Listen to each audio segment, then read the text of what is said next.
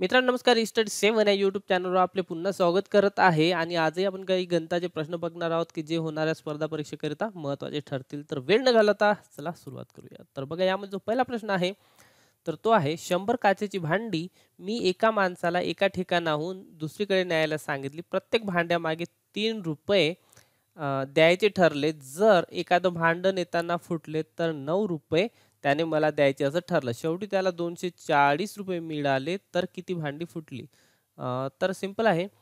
तर न फुटलेली म्हणजे चांगली जी भांडी आहे त्याला आपण एक्स घेऊ आणि फुटलेली फुटलेली त्याला काय घेऊ आपण वाय घेऊ आणि चांगली आणि फुटलेली अशी एकूण भांडी किती होती तर एकूण होते 100.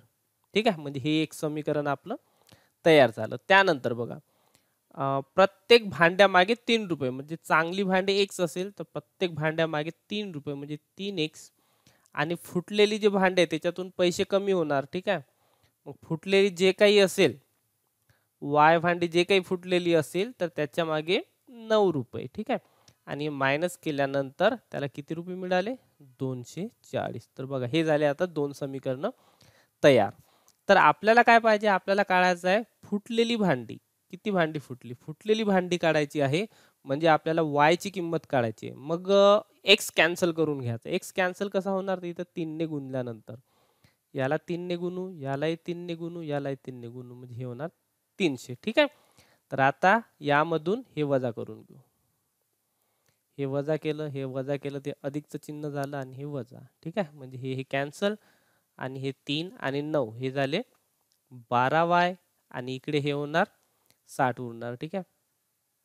म्हणजे 12 1 12 12 5 60 y बरोबर 5. तर y ची जी किंमत येणार म्हणजे फुटलेली जी भांडी आहे ती किती असणार मग 5 असणार. ठीक आहे. अशा पद्धतीने आपण काढू शकतो. नंतरचा प्रश्न नंतर आहे एक रेल्वे 250 मीटर लांबीचा प्लॅटफॉर्म 100 सेकंदात ओलांडते. रेल्वेचा वेग 60 किलोमीटर प्रति आवर असेल तर रेल्वे झाडास किती वेळात ओलांडेल? मित्रांनो हा प्रश्न व्यवस्थित वाचून घ्या. आपलं जे टेलिग्राम चॅनल जे आहे डिस्कशन ग्रुप जे आहे टेलिग्रामवर त्यावर हे प्रश्न विचारला होता. वेगवेगळ्या पद्धती आहे सोडवायच्या. काही कठीण आहे काही सोप्या आहे. तर आपण सोप्या पद्धतीने सोडवणार आहे. बघा एक रेल्वे 250 मीटर लांबीचा प्लॅटफॉर्म 100 सेकंदात ओलांडते. आता हे 250 मीटरचा लांबीचा प्लॅटफॉर्म 50 सेकंदात ओलांडत असेल तर यामध्ये प्लॅटफॉर्मची लांबी आणि रेल्वेची ही लांबी असते. ठीक आहे. त्यानंतर हे झाला त्या रेल्वेचा वेग. पुढे काय विचारलं आहे रेल्वे झाडास किती वेळात ओलांडते. आता जेव्हा रेल्वे झाडास ओलांडते तर ती रेल्वे स्वतःचं अंतर जेवढं आहे तेवढंच ते ओलांडत असते. म्हणजे इथं सरळ सरळ आपल्याला त्या रेल्वेची जी लांबी आहे ते रेल्वे स्वतःच्या लांबीला किती वेळात ओलांडेल हे आपल्याला काढायचं आहे. तर सर्वप्रथम आपण काय करायचं याची जी स्पीड आहे त्याला मीटर पर सेकंद मध्ये कन्वर्ट करून घ्यायचं. तर 60 गुणिले मीटर पर सेकंद करण्यासाठी 5/18 ने आपण याला गुणत असतो. ठीक आहे. तर आता जर हे काढायचं असेल तर बघा काय होणार मीटर पर सेकंद. ठीक आहे. साइन 318 10 60 आणि हे होणार 10 5 50 आणि छेद येणार 3. म्हणजे याचा अर्थ काय तर 50 मीटर पर सेकंद. 50 मीटर किती सेकंदात 3 सेकंदात. ठीक आहे. हे झालं या रेल्वेचा वेग. आता तुम्ही जर इथं बघितलं असेल की हे जे 250 मीटर लांबीचा जो प्लॅटफॉर्म आहे ते ओलांडण्यासाठी 50 सेकंद लागते. ॲक्च्युली 50 सेकंदामध्ये 250 हे प्लॅटफॉर्मची लांबी आणि रेल्वेची ही लांबी त्यामध्येच असणार आहे. तर आपण हे जे 250 आहे तर ते ओलांडण्यासाठी किती सेकंद लागते हे परफेक्ट काढू. ठीक आहे.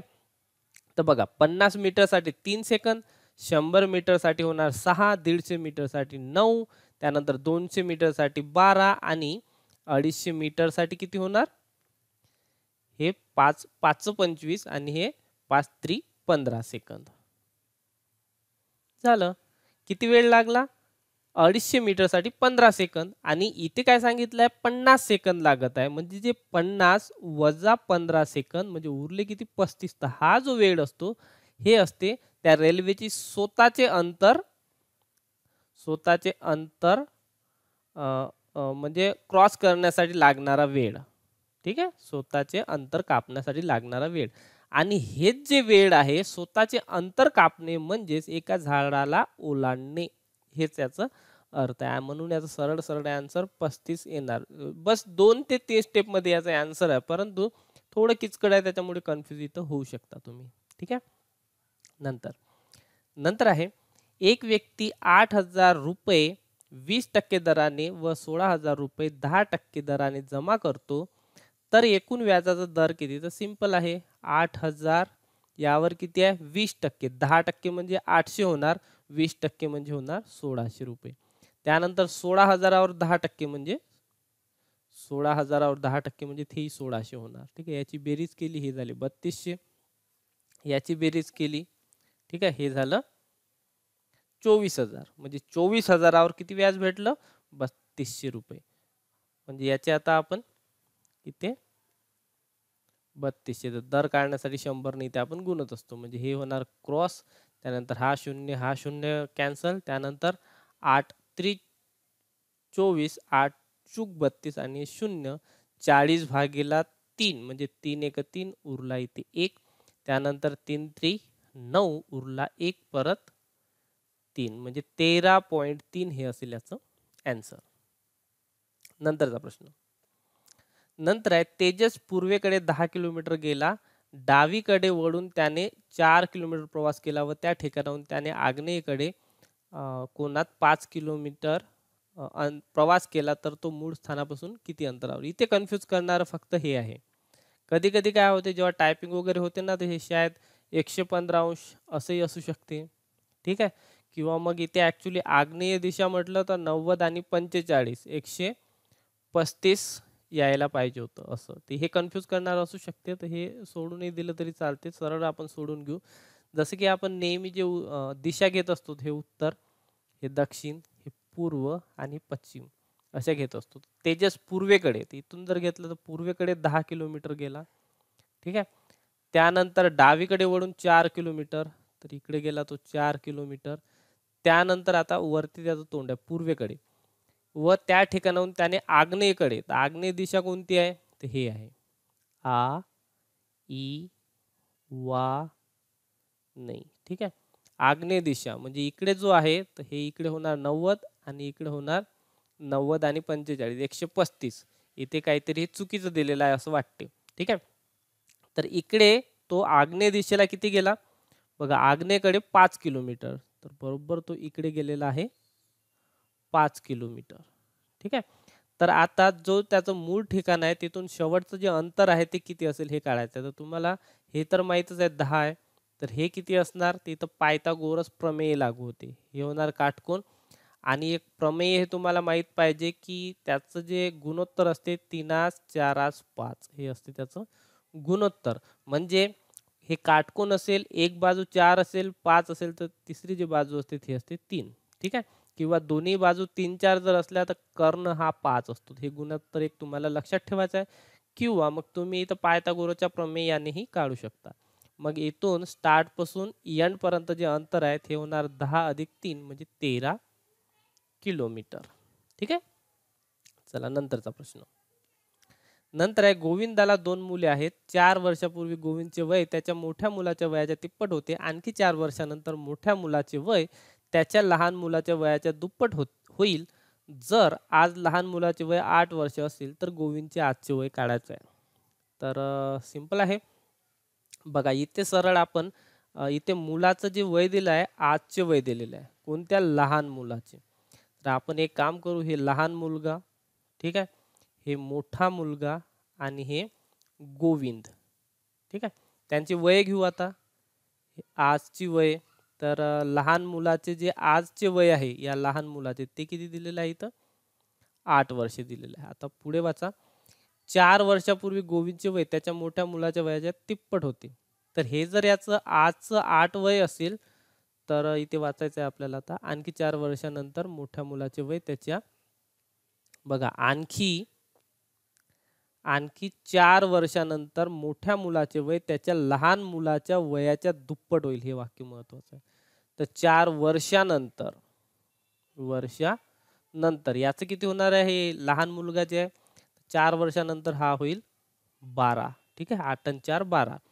आणि 4 वर्षानंतरच या मोठ्या मुलाचे जे वय आहे ते लहान मुलाच्या वयाच्या दुप्पट होईल. म्हणजे याचं होईल 12 दुनी 24. याचं जर 4 वर्षानंतर 24 असेल तर आज असेल याचं 20. आता याची वय काढता येईल 4 वर्षापूर्वी, कारण गोविंदचं वय विचारलं आपल्याला. 4 वर्षापूर्वी गोविंदचे वय बघा, हे आता आता पहिलं वाक्य घेता येईल. 4 वर्षापूर्वी गोविंदचे वय त्याच्या मोठ्या मुलाच्या वयाच्या तिप्पट होते. त्याच्या मोठ्या मुलाच्या वयाच्या तिप्पट होते 4 वर्षापूर्वी.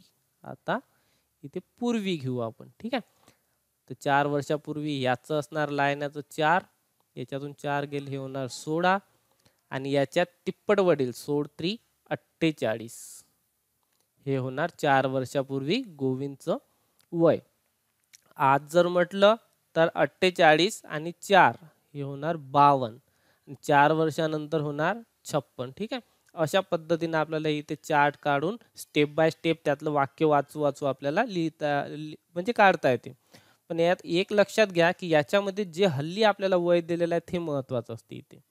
त्यानंतर मग खालचं वाक्य नंतर लिहिलं किंवा वरचं वाक्य घेतलं तर कोणतेही आपल्याला वाक्य घेता येते, फक्त ते मॅच झालं पाहिजे. जेव्हा हे मग मॅच होते तर हे ॲक्युरेट त्यांची वय येते, मग आपल्याला निघते. मग प्रश्नामध्ये काहीही विचारलं तरी चालते. तर प्रश्नामध्ये विचारलंय गोविंदचे आजचे वय. तर गोविंदचे जे आजचे वय आहे ते आहे इथे 52 वर्ष.